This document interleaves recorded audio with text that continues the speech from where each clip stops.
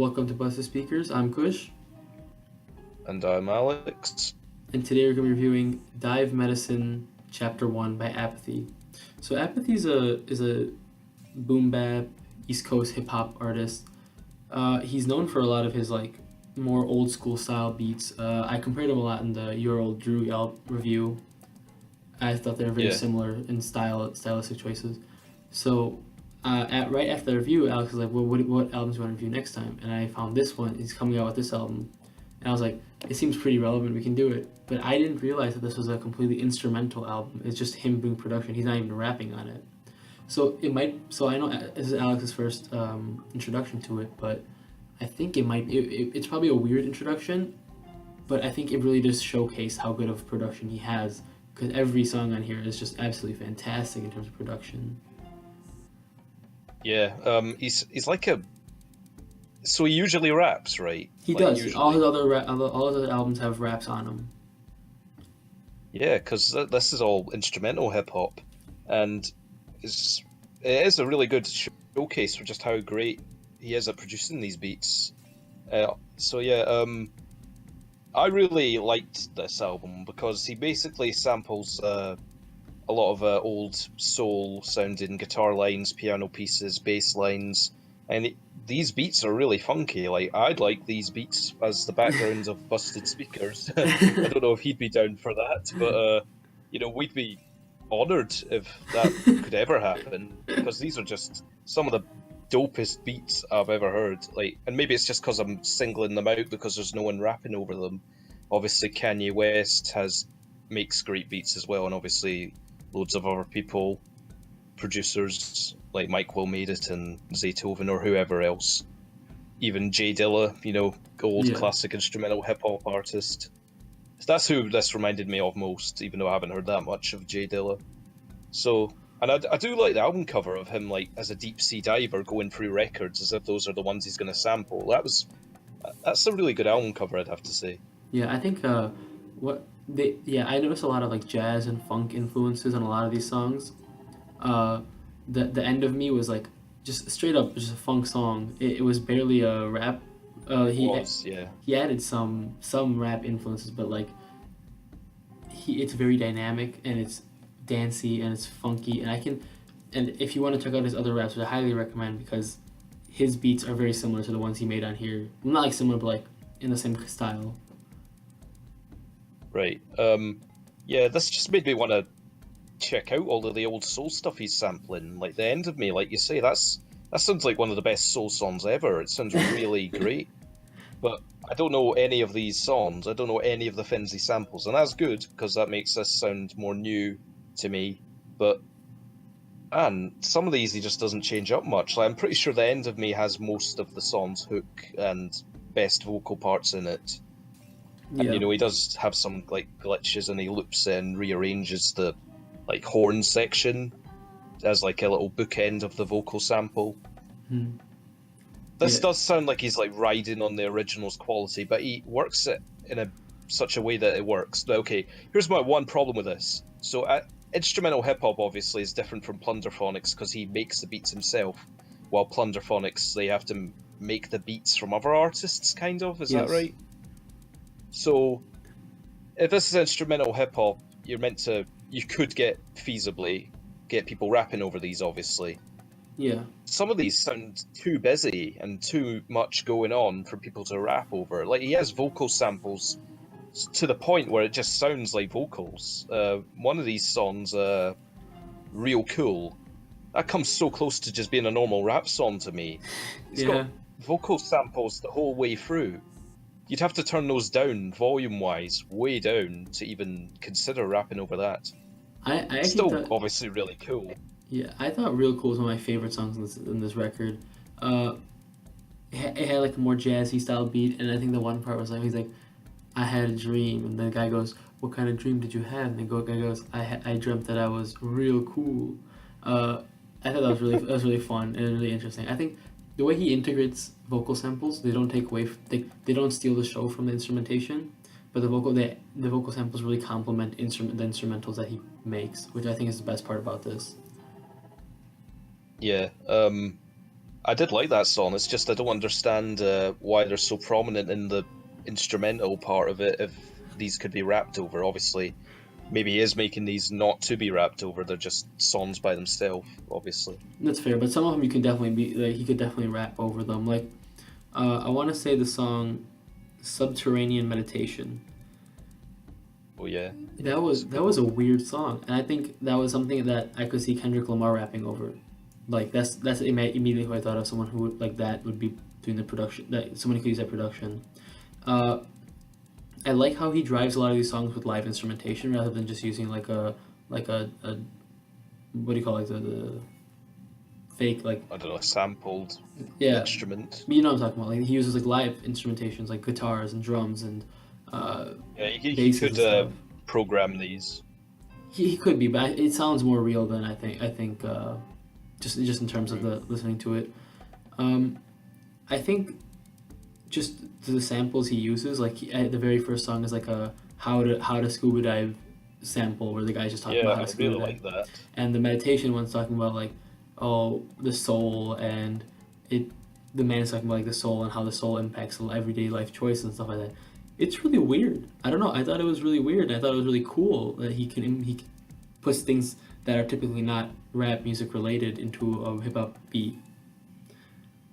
Yeah, this reminds me of Food by MF Doom, just because that uses samples of so many different like chefs and food critics talking about food and food lovers, and that's a whole album, a whole hip hop album, basically just about loving food. Like there's a whole interlude section of some recipes as well.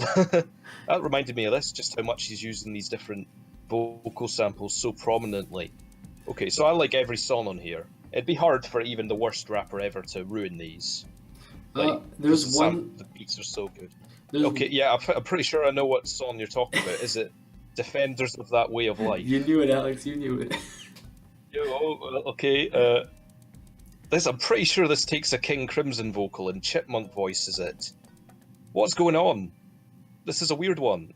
The beat's good, but it doesn't. The beat's like not prominent. It's like a whole guitar fin masking it.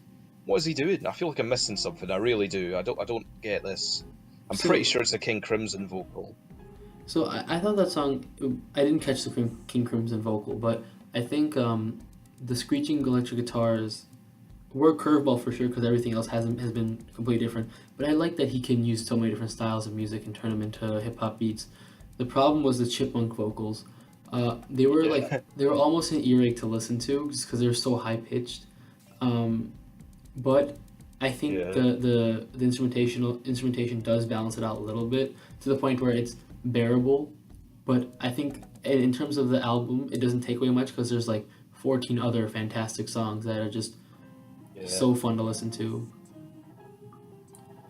I'm just saying he sampled. I'm pretty sure it's the King Crimson vocalist John Wetton chipmunked, and that's not something I ever want to hear. So I'm not 100% sure, but it sounds like that. My favorite song on here is Marina's theme. Such a good sound, and it's like got Eastern influence on it, which I'm always happy to hear in music. I don't know if you thought that. Wait, which song you said? Marina's theme. Yeah, I said there's some sort of Asian influence with it. Timing of the beats with the orchestration reminds me of Play Dead by Bjork. For that very reason, very similar sound, combining orchestrations and beats, which isn't actually used very much. Uh, this feels like the most fleshed out thing you could call a song rather than a beat, because these are beats, basically. They're good tracks, but they're not really songs, a lot of these. But this feels like the most like a fully finished project. Like, if anyone tried to rap over this song, they'd be outshined no matter what. No matter what anyone could do. So even our boys, Kendrick and Danny Brown, would have a few struggles to compete with this, I'd say. And that's quite high praise, I'd say. That's the most praise I can give a singular track on here. Yeah, there was one song which was like was a song where I couldn't see anyone like other songs were very hip hop influenced. I could see someone rapping over. The song "My Own Fault," that Yeah. song I could not see anyone rapping over, or at least from my database of rap artists, I could not see anyone who could fit that beat because they have these horn implementations and that maybe it's the vocal samples because like This seems like something that Anderson .Paak would sing over, but there would be no rap influenced here, because I just think it was just a bit too left field, a bit too bizarre. But if someone wants to prove me wrong and rap over this, go for it. I want to hear it. Oh, I'll give it a go. You don't want to hear that. Um, yeah, this is just so good, and these songs are not long. They're all under 4 minutes, or apart from actually the Subterranean Meditation might be a bit longer than that, but they're all pretty snappy. 15 tracks. They all sound great. They sample the music I love. I mean, as far as this type of album, instrumental hip hop, I mean, such a high quality level with these beats, and it's hard to pick favorites. I mean, the closest thing I've ever heard to this is like the Avalanches, just because it's both tropical, summery type of thing with great samples and a great upbeat, positive vibe.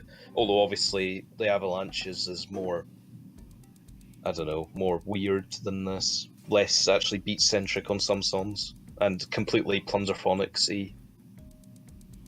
Yeah, so Avalanches are kind of different than this because this is, I think, a lot of these he sampled, but I think he also produced a lot of his own beats and made them his own things. Just saying from an atmospheric point, it reminded me of it a Yeah, little yeah, bit. I can see that. Now, the last song was a piano outro, Alex. I don't know how you felt about I that. know. Yeah, no, you have to ask me each time, Yeah. yes, because I have a different. I did write it in my notes. Another piano closer, damn. Well, the thing is, there's piano in most of these songs, and he had the choice to not have it piano because he self-made this. You know, there's no producer telling him to make a piano at the end. So, but it's really nice, relaxing groove though, really Yeah, satisfying to listen to. I think this one felt So justified. Like it is really good. this one was Yeah. like was something that you could listen to, and the piano made sense in the context of the album because he does use piano in a couple of these instrumentations. But especially with this song, they have the child samples as well, like the little kids saying things, like the very ending when he goes say mom and the baby goes mom. That was really cute, but uh, Yeah, that's a nice ending. I just thought like a lot of these were really elegant instrumentations, especially the last song was really elegant. Yeah. I was just amazed by the production because I listen to Apathy a lot. He's probably one of my most popular artists, not because like I love him more than most other rappers. It's just because his music is so accessible and you can listen to almost any time. Uh, Right. this like I never pay attention to his productions as much as I paid attention to this album, which I appreciate that it was a. Despite I miss his rapping, I appreciate that he gave an instrument only because it really just shows how much thought process goes into each of his instrumentations. Yeah. He did a really good job here, I'd have to say. I mean, I cannot, for the life of me, picture his rapping, which might seem really weird to you, because obviously you know he was rapping so well. But so in that sense, it is like a weird introduction for me. But you know, from a production standpoint, I'm ready to like try other stuff by him. Definitely. Yeah, I don't know what is his rapping style like. Is he like Mac Miller and those type of guys, or is he more like your old Druk, basically? I would say he's more like a Euro Juke. He's a very lyrical rapper. He has a lot of like old school influences, like the record scratching and stuff like that. Um, he also does like he also has a lot of like he's also a comedy rapper. He has some songs where he just kind of Oh, goofs right, off okay. and makes fun of things and whatnot. But he's always kind of stuck in the underground. Kind of got stuck in the like kind of got stuck. Just never really surfaced. Kind of like how your old Drew is still in the underground. Um, but I think there are a lot of influences from that old school era, especially in this album. Like this album is Yeah, full of old school things, and I think that it really does shine. It shows like he takes these old school concepts and reforms it, reworks it into something that's just him. And like, I mean, obviously you can tell that he produced each of these songs and the effort he put behind it because like it's really impressive. yeah. But what would you rate it, Another Alex? volume or two. Yeah. Another volume or two of this would be good. I'm Yeah, gonna give it a 7, just because. I mean, I'm not like attuned to listen to instrumental hip hop at all. I've not really tried it much, but as far as like I don't know what it would take for an instrumental hip hop album to get a 10 out of 10 for me. So it's maybe, I suppose Donuts might actually, to be fair, but um, yeah, this is really impressive. They're so simple, these beats, but so well constructed as well that you can really dig into them. He samples really great stuff. The production's really good, obviously, throughout. And just some dope beats, man. I mean, what else do we want? I mean, the top guy. So yeah, 7 out of 10. Good effort. For me, I love Apathy. I like his music a lot. This was a really good just eye opener to see to show how much he like how much he put how much effort he puts toward each of his instrumentations and productions. And what like my favorite part was that he didn't make it just instrumental. He added vocals in, but the vocals didn't take away from any of the songs or didn't outshine any of the songs. Um, Definitely misses rapping on this, but I think that I can just listen to this anytime.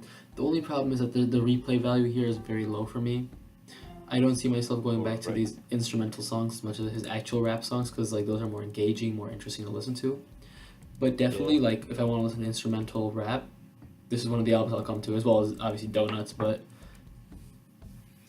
this is a great album. I give it a 7.5 out of 10. Yeah. Well, if that's it, then thanks for tuning in, Bus Speakers. Let us know what you think about this album in the comments below. If you enjoyed this video, make sure you like and subscribe. And thanks for and check us out on social media. Yeah. I'm gonna get Get one that day. social media click. Nice one. Way.